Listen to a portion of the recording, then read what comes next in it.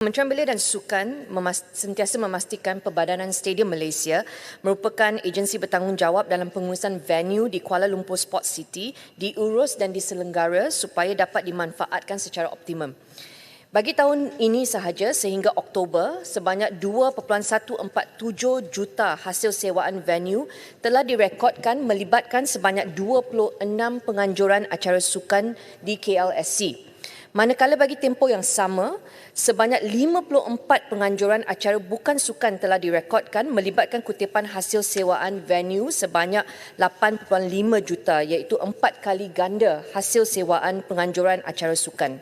Ini menjadikan jumlah keseluruhan kutipan hasil sewaan venue sehingga Oktober adalah sebanyak 10.647 juta dan hasil tahun ini merupakan hasil paling tinggi yang pernah direkodkan oleh Kuala Lumpur Sports City. Suka saya kongsikan kutipan hasil penganjuran acara mengikut lokasi venue. Satu untuk sukan, Stadium Nasional Bukit Jalil, kapasitinya 85,000 orang, 1.197 juta.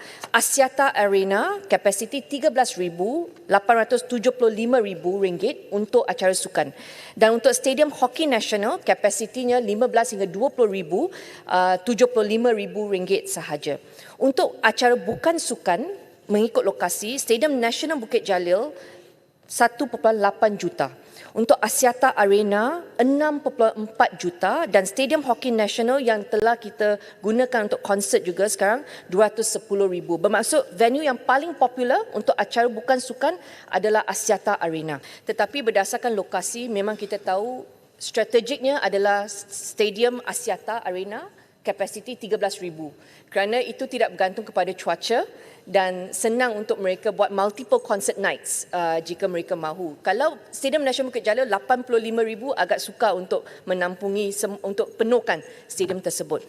Saya telah mengadakan perbincangan dengan concert operator 16 syarikat dan mereka telah menyatakan bagaimana mereka mahu membawa masuk banyak artis dan Malaysia mempunyai keunikan ini walaupun kita tak dapat Taylor Swift tetapi kita ada kerana kepelbagaian masyarakat di sini kita ada artis dari Hong Kong, China, artis Hindustan, artis Tamil Indonesia, artis Melayu tempatan Korea, Japan, Europe, UK, US, pelbagai kerana marketnya besar di sini.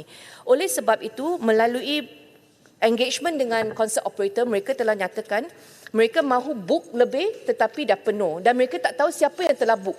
Jadi mereka rasa ini kurang telus. Oleh sebab itu kita akan buat pendigitalan. Saya juga ada berbincang dengan pemangku Sultan Johor mengenai usaha kehadapan. Dan sekarang kita sedang melihat rumput hybrid dan sediakan 2 tapak semayan yang baru seperti yang saya telah jawab untuk pastikan kita mencukupi sumber rumput ini jika kita perlu. Kita laksanakan moratorium, konsert boleh berjalan tetapi hanya untuk rakyat berdiri ataupun duduk dan tidak melebihi 48 jam dan kita gunakan TerraPlus, Turf Protection. Okay? Dan sekarang berjalan dengan lancar kerana ada moratorium tersebut.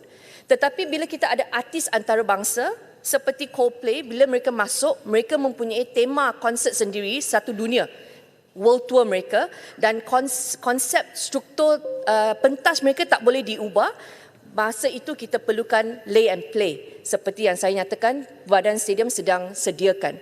Untuk negeri-negeri lain, infrastruktur negeri lain, sebenarnya Kementerian Belia dan Sukan telah memberikan grant kepada setiap negeri yang mahu menerima matching grant 500,000 untuk mereka tukar rumput, untuk mereka baiki saliran. Cuma masalah sekarang hanya Kelantan telah mulakan kerja selepas mereka terima duit tersebut. Ada negeri-negeri lain belum lagi melaksanakan kerja dan ada juga telah terima grant tetapi nak gunakan grant itu untuk naik taraf tandas. Yang itu tak boleh. Jadi bukan kita tak nak tolong, kita sudah laksanakan konsep bagi grant tetapi ini terpulang kepada kemahuan setiap negeri itu sama ada mereka mahu majukan negeri mereka dan mereka mahu belanjakan untuk naik taraf fasiliti sukan dan juga konsert.